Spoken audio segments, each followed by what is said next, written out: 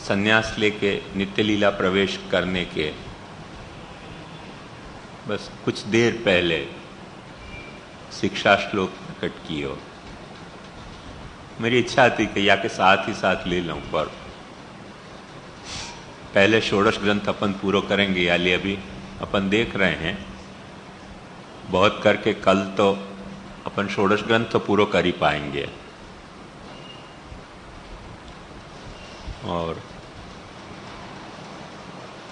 कल तक है, परसों तक है, मुझको ख्याल नहीं है, परसों तक है ना, तो शायद तो हरकत नहीं आएगी आगे बढ़ने में अपने को ऊपर, देखेंगे कैसे होगा। या लिए अभी ड्रॉप कर रहे हूं।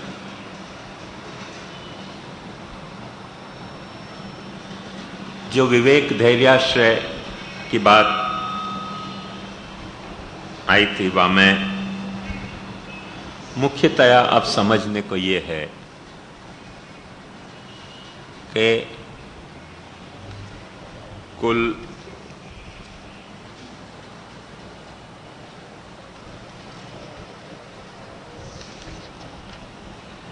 17 श्लोक हैं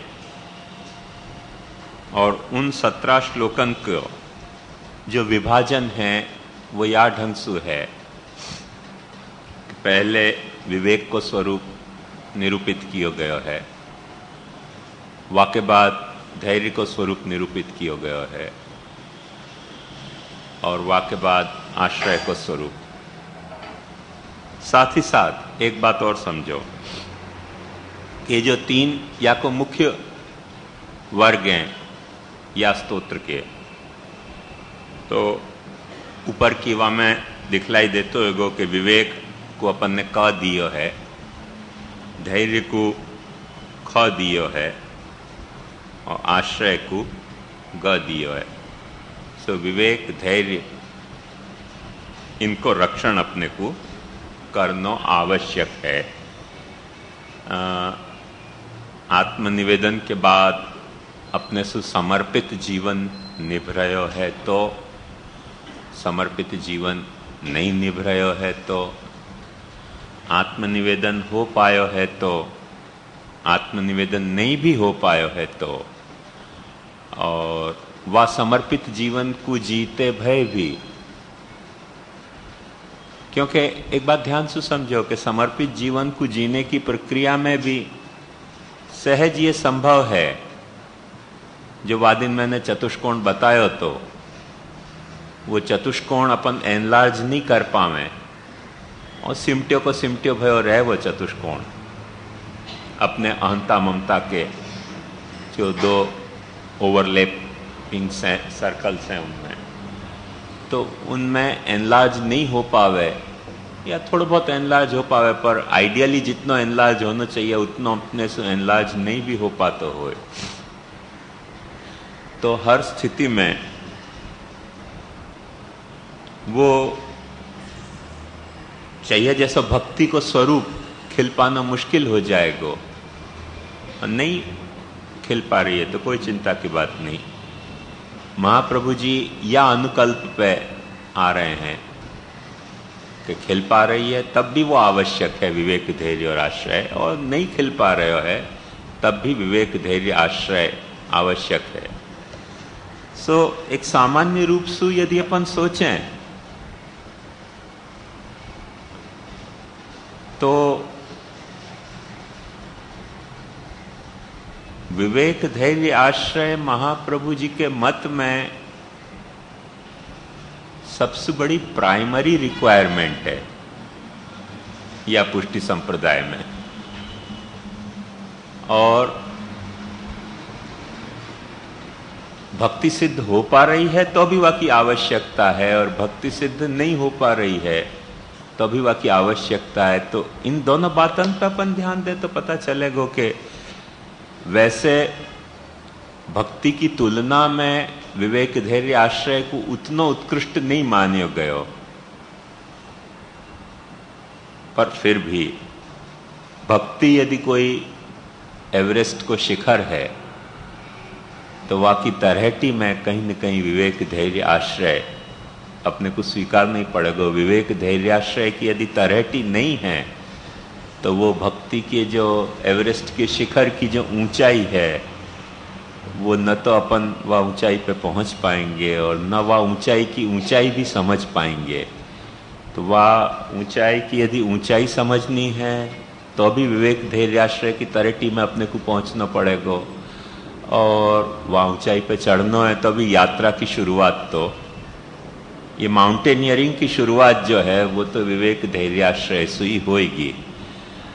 और जैसे कि अक्सर अपन जाने, कभी पूना आप जाओ या नासिक जाओ तो घाट की जो चढ़ाई शुरू होवे, कभी जाओ तो मार्क करियो कि घाट की चढ़ाई शुरू होने के पहले भी कुछ थोड़ो यो स्लोप चढ़ना शुरू हो जाए।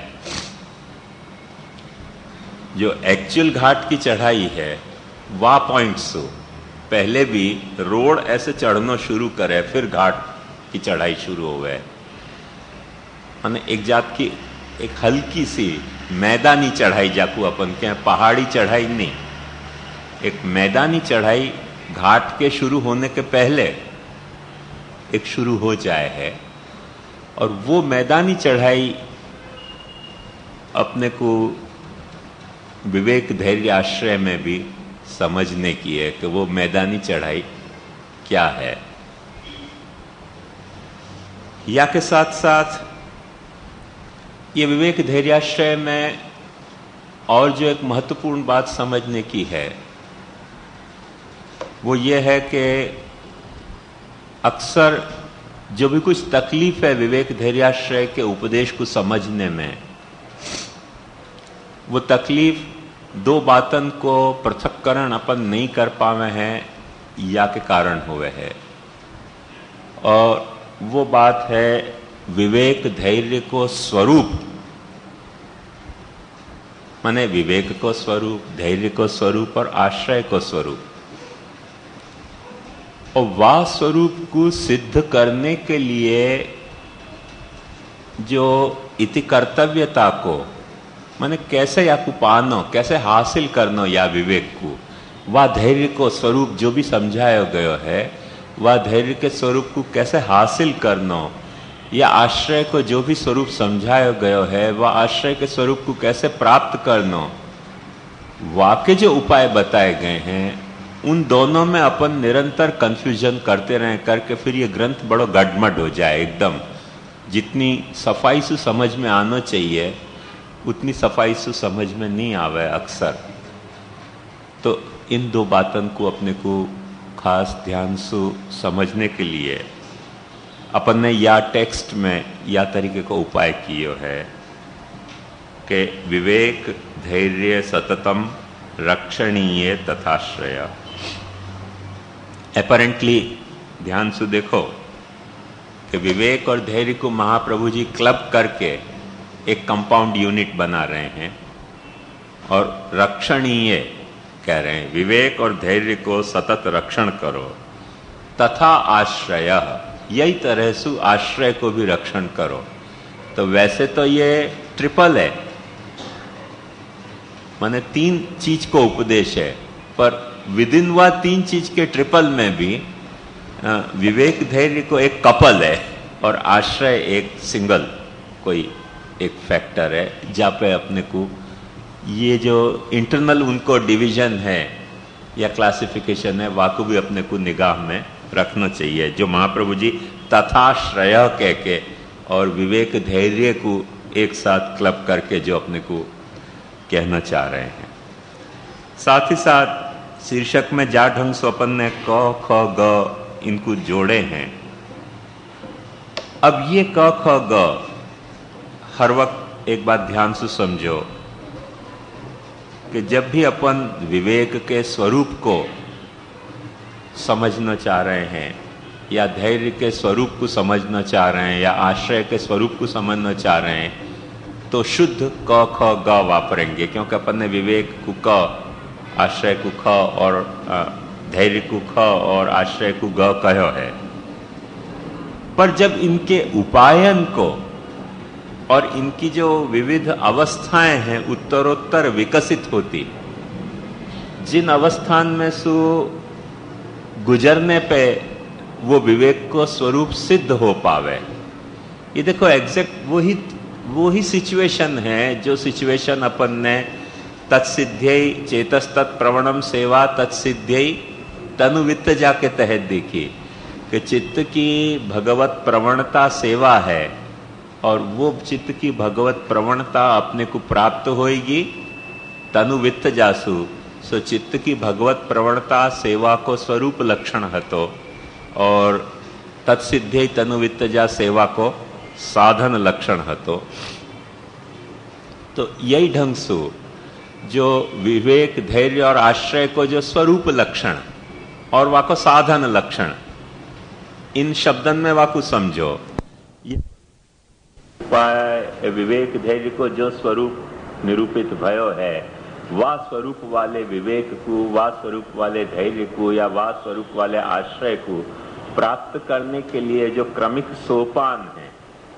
उन सोपानन को जो उपदेश है उनको अपन